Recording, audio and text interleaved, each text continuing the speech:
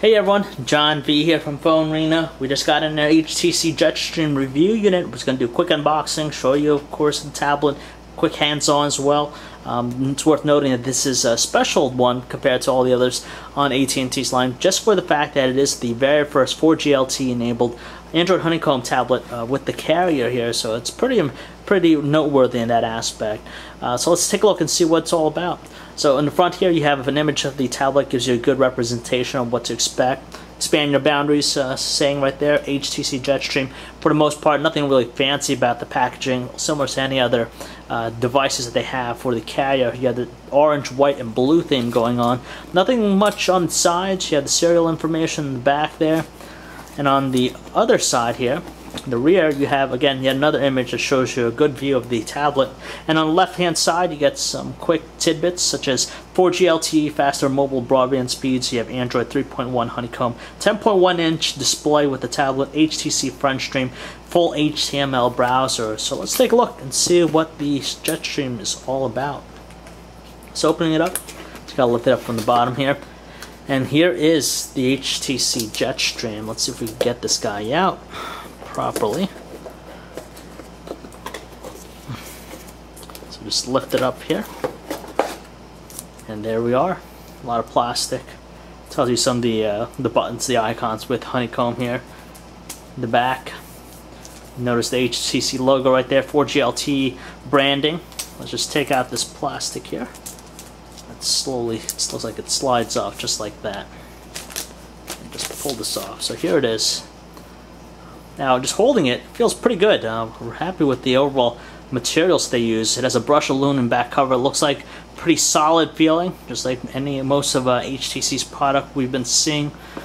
And 10.1-inch tablet. There's a good amount of weight to it, just because of the size of the display, but almost kind of similar to the Motorola Zoom in a way with its overall feel and look. So let's turn this guy on. Looks like power button's right up top here, so let's do that. Yeah, looks like it's powering on right there. There we go.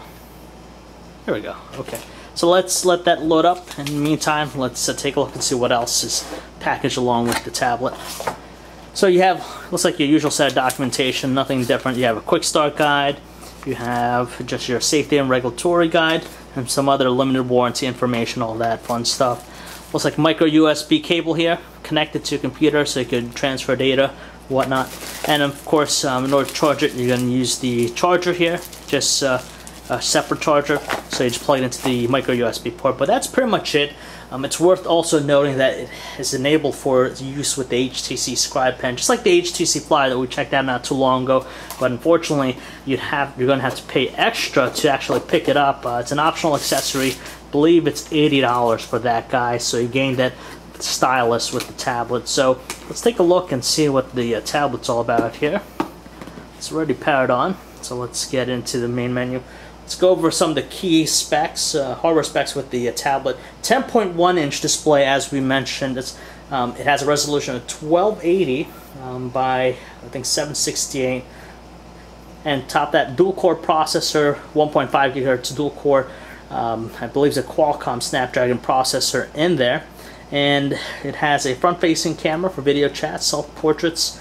And yes, it is 1280 by 768 display, as I mentioned here. A beefy 7300 milliamp hour battery built in.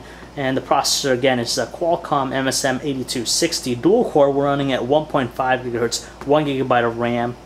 So on the bottom side here, it looks like you have just the micro USB port for your charging and data connectivity.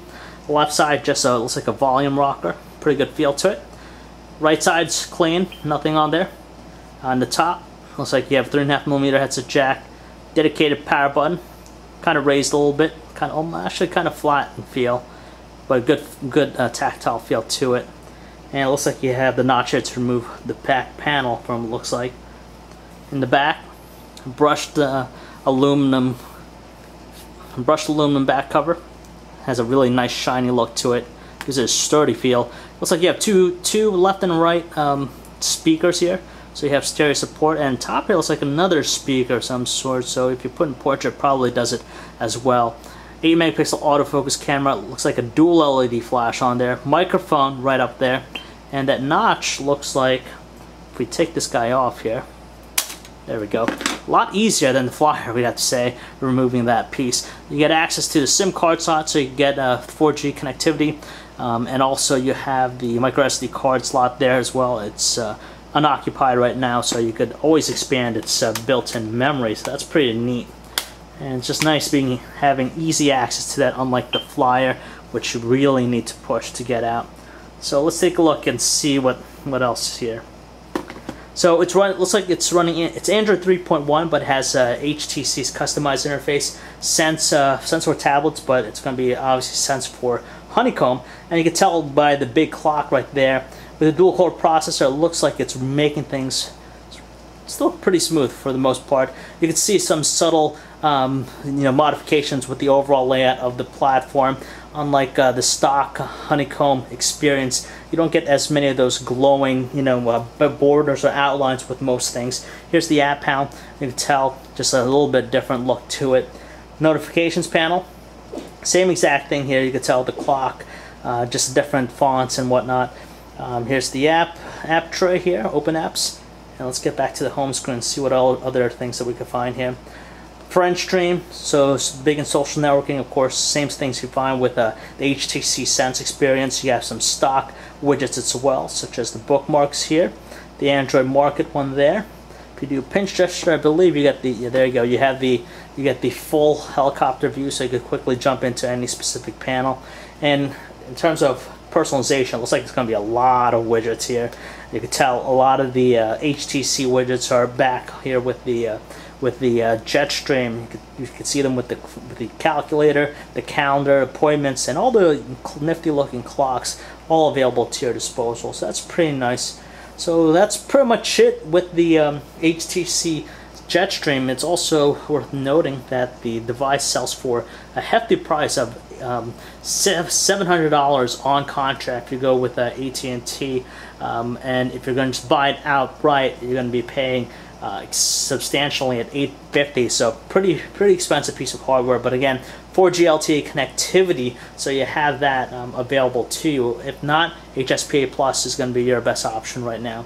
So we're going to be testing it out, taking a look at the Jetstream, see how it handles, and we'll get back to you with a full review. So if you'd like to learn more about the HTC Jetstream, you can check out our website, PhoneArena.com. Thanks for watching, guys.